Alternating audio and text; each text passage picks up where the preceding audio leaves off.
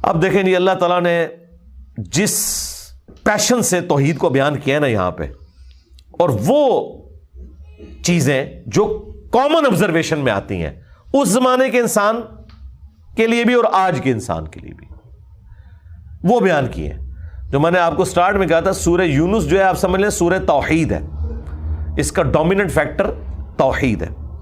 قل من یرزقکم من السماء والارض، اے نبی ان سے پوچھئے بھلا بتاؤ تو کون ہے جو رزق دیتا ہے تمہیں آسمان سے اور زمین سے، آسمان سے پانی برسا کر اور اس کے ذریعے زمین سے کھیتی اگا کر۔ یہ اس زمانے میں بھی لوگوں کو پتا تھا کہ یہ کوئی بزرگ بابا نہیں بارش برسا سکتا، آج بھی لوگوں کو پتا ہے کوئی نہیں برسا۔ دیکھیں جب بارش نہیں ہوتی سارے بابے فیل ہو جاتے ہیں، ہاں ڈیم خالی ہو جاتے ہیں، بابے فیل ہو جاتے ہیں، وہ اللہ کی مرضی بارش دے نہ دے۔ ام من یملک السمع والابصار، بھلا بتاؤ کہ کون ہے مالک ہے جو کان اور آنکھوں کا۔ اللہ نے کان بھی بنائے آنکھیں بھی بنائی، کوئی اور مالک ہو ہی نہیں سکتا۔ اچھا مجھے بتائیں یہ بزرگ جب ڈورے ہوتے ہیں وہ بھی ڈیوائسز لگواتے ہیں، ہاں ان کی آنکھیں جب کمزور ہوتی ہیں کیا انہوں نے اینکیں نہیں لگائی ہوئی؟ جتنے یہ غوث وقت ہے نا اس وقت سب کی اینکیں لگی ہوئی ہیں۔ ہاں الیاس قادری صاحب بھی جب انہوں نے کچھ پڑھنا ہوتا ہے نا وہ کہتے ہیں مجدد بھی ہیں اور غوث وقت بھی ہیں اس وقت بریلویوں کے، اینک لگاتے ہیں۔ کیوں لگاتے ہو اینک؟ تم تو دلوں کے بھی چھپے ہوئے راز جانتے ہو، سامنے چیز آئی ہوئی نہیں پڑھ سکتے۔ ابھی تو انجینئر صاحب نے اپنا فارمولہ نہیں رکھا میکینیکل انجینئرنگ کا، مشین ڈیزائن کا، تم جو اردو میں لکھی ہوئی باتیں ہیں وہ بھی انگریز کی بنائی ہوئی اینک کے بغیر نہیں پڑھ سکتے۔ ہمیں تو کل تک کہتے تھے جی اگر انگریز ہوا میں اڑ سکتا ہے تو بابا کیوں نہیں اڑ سکتا؟ انگریز نے تو اڑ کے دستا ہے جہاز بہ کے، بابا بھی اڑ کے دسے، مان لیں گے؟ تو انگریزوں کی بنائی ہوئی اینکیں لگا کے تم لوگ وہ چیزیں پڑھتے ہو تو ظاہر ہے تم تو مالک نہیں ہو ان آنکھوں کے۔ آج تک کسی بزرگ نے اپنی آنکھیں کمزور ہونے سے روکی ہیں؟ کوئی شخص اپنے بڑھاپے کو ٹال سکتا ہے؟ کوئی پیغمبر بھی نہیں ٹال سکتا اپنے بڑھاپے کو۔ بال سفید ہوئے تو ہو گئے، نظر کمزور ہوئی ہے تو ہو گئی ہے۔ تو یہ چیز ہے، اللہ تعالیٰ فرماتا ہے کہ پوچھ ان سے اے نبی صلی اللہ علیہ وآلہ وسلم کون مالک ہے کان کا اور آنکھوں کا۔ وَمَن يُخْرِجُ الْحَيَّ مِنَ الْمَيِّتِ، اور کون ہے جو مردے میں سے زندہ کو نکالتا ہے۔ بظاہر زمین مردہ ہوتی ہے اس میں سے زندہ کھیتی نکلتی ہے، بظاہر انڈا ہماری کامن آبزرویشن کے اعتبار سے مردہ ہوتا ہے اس میں سے چوزا نکلتا ہے، ویسے تو وہ مردہ نہیں ہے لیکن قرآن چونکہ لٹریچر کی زبان میں کامن آبزرویشن پہ بات کر رہا ہے اس اعتبار سے تو وہ بظاہر ہل جل نہیں رہا، ایک بیج اس کے اندر زندگی ہے لیکن بظاہر مردہ ہے، اس میں سے 6 ارب گنا بڑا درخت نکلتا ہے۔ وَيُخْرِجُ الْمَيِّتَ مِنَ الْحَيِّ،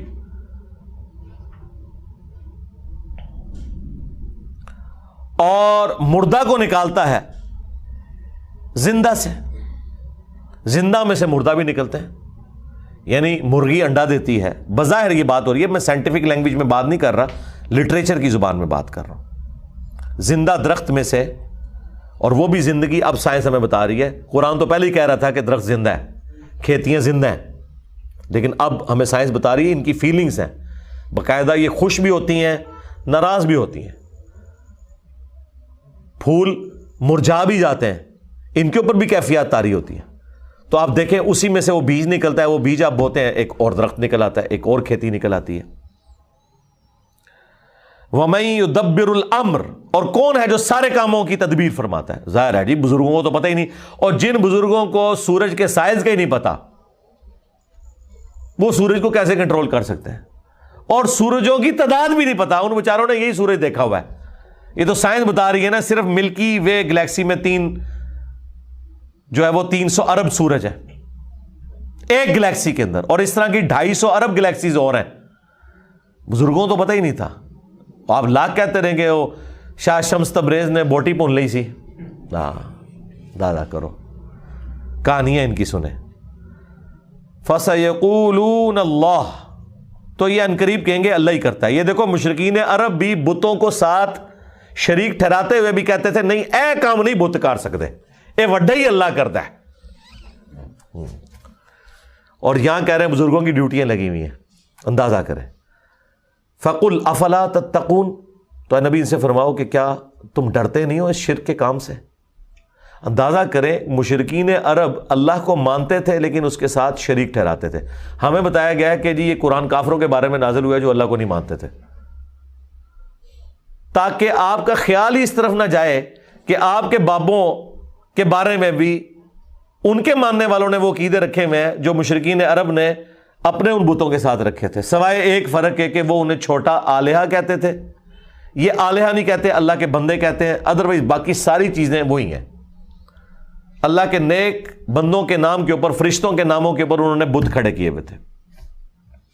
کام آگے یہ وہی کر رہے ہیں، لیکن وہ ایک فرق جو ہے نا وہ اس کو اتنا اجاگر کرتے ہیں کہ نہیں جی وہ تو ان کو چھوٹا معبود مانتے تھے، ہم اپنے ان بزرگوں کو معبود نہیں مانتے. تو اس کا جواب پھر میں نے دیا تھا سورۃ المائدہ کی آیت نمبر 75 میں. اللہ تعالیٰ نے جیزس کرائسٹ عیسیٰ ابن مریم ان کی ماں کی مثال دے کے کہا ہے کہ ایسی ہستیوں کو پوجتے ہو جو نہ تمہارے نقصان کے مالک ہیں نہ نفع کے.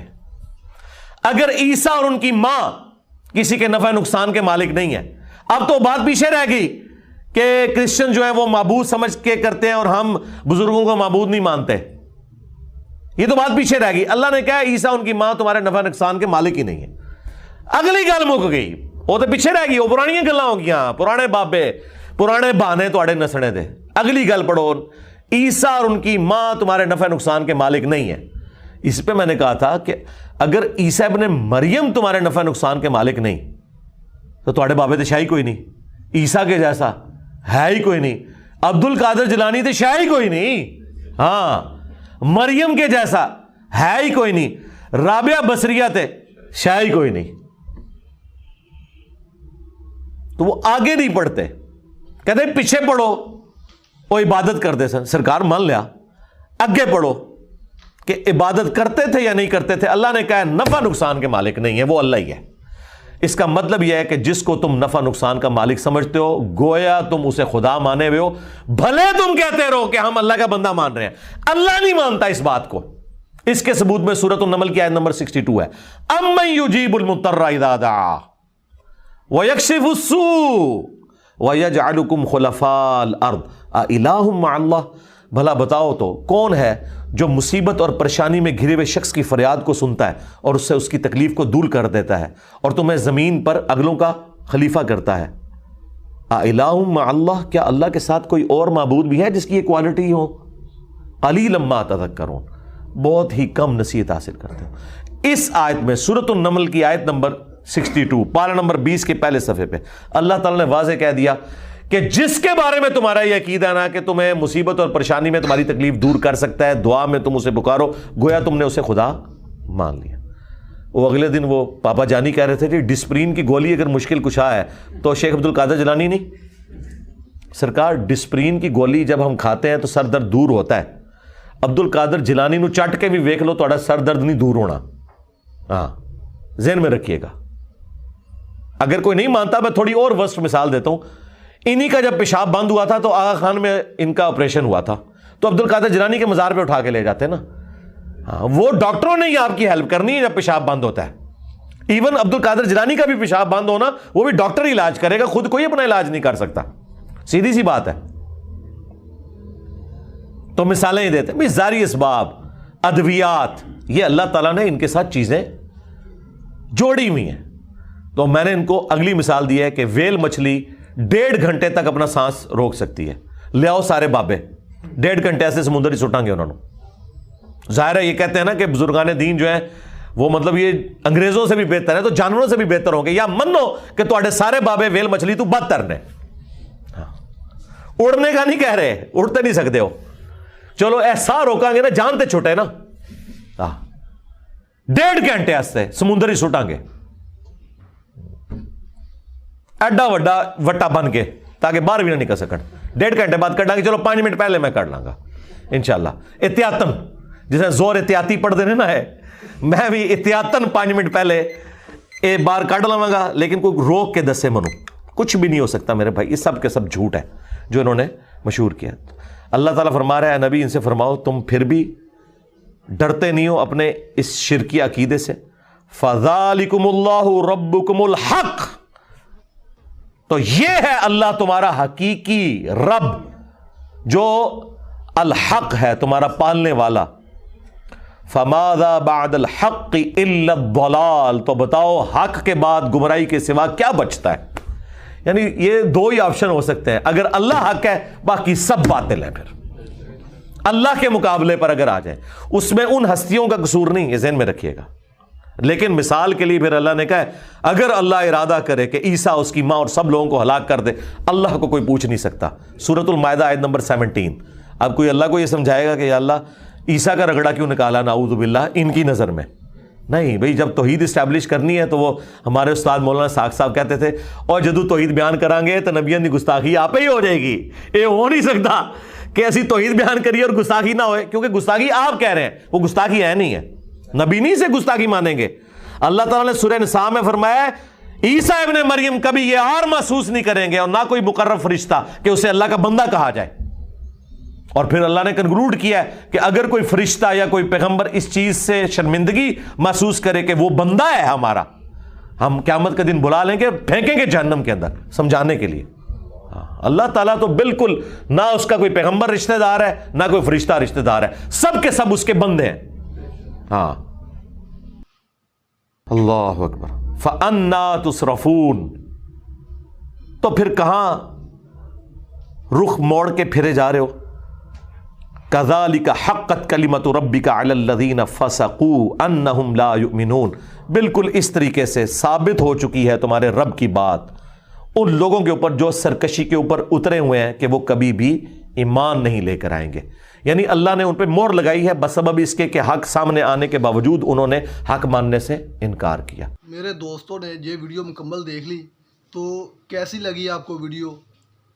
امید کرتا ہوں کہ آپ کو اچھی ویڈیو لگی ہوگی، آپ کے علم میں اضافہ ہوا کہ نہیں ہوا، آپ ہمیں کمنٹس کر کے بتائیے گا، اور ایسی اچھی ویڈیو دیکھنے کے لیے ہمارے چینل کو سبسکرائب کیجیے گا۔ اوکے، اللہ حافظ۔